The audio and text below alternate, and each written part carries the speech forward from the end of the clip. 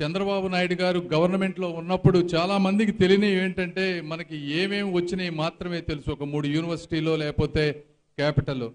ఆయన కష్టపడి ఈ 5 సంవత్సరాల్లో రావాలనుకున్నటువంటి సంస్థలు దాదాపుగా 120 ఉన్నాయి. నేను మొత్తం డేటా తెప్పించుకుంటే జగన్మోహన్ రెడ్డి గారు ఎన్నిటిని క్యాన్సిల్ చేయించారంటే మీరు ఆశ్చర్యపోతారు. ఎందుకంటే ఇది కామన్ పబ్లిక్ ఇవి తెలియవు. క్యాన్సిల్ చేసిన వాటిలో ఒక బిగ్గెస్ట్ కన్వెన్షన్ సెంటర్ ప్లాన్ చేశారు ఇక్కడ అమరావతిలో. ఒక కన్వెన్షన్ సెంటర్ వస్తే ఎయిర్పోర్ట్కి వచ్చేటువంటి జనాలు పెరుగుతారు, రెస్టారెంట్లు పెరుగుతాయి, ట్రాన్స్పోర్టేషన్ పెరుగుతుంది, ఇంటర్నేషనల్ ఎక్స్పో లాంటివి ఎన్నో వస్తాయి, పేదవారికి ఉపాధి దొరుకుతుంది. అది క్యాన్సిల్ చేశారు. బసవతారకం క్యాన్సర్ ఇన్స్టిట్యూట్, మరి ఈ రోజున హైదరాబాద్లో నాణ్యమైన తక్కువ ధరకి క్యాన్సర్ చికిత్స దొరుకుతుందంటే అది దానికి డొనేషన్లు ఇచ్చేవాళ్ళు కూడా ఎన్ఆర్ఐలు కానీ తెలుగుదేశం పార్టీ అభిమానులు కానీ అలాంటి వారు. నేను కూడా ఇచ్చాను.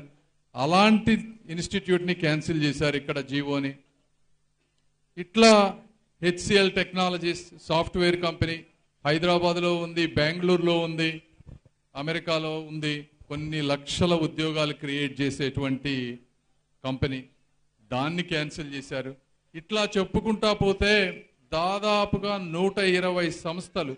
అందులో కనీసం ఒక సంస్థను తీసుకురావాలంటే ఒక వ్యక్తి చాలా కష్టపడాలి. ఎందుకంటే ఈరోజు ప్రపంచం అంతా కాంపిటీషన్తో ఉంది. ఈ కంట్రీ కాకపోతే ఇంకో కంట్రీ, ఈ స్టేట్ కాకపోతే పక్క స్టేట్, ఎక్కడికంటే అక్కడికి వెళ్ళిపోతారు.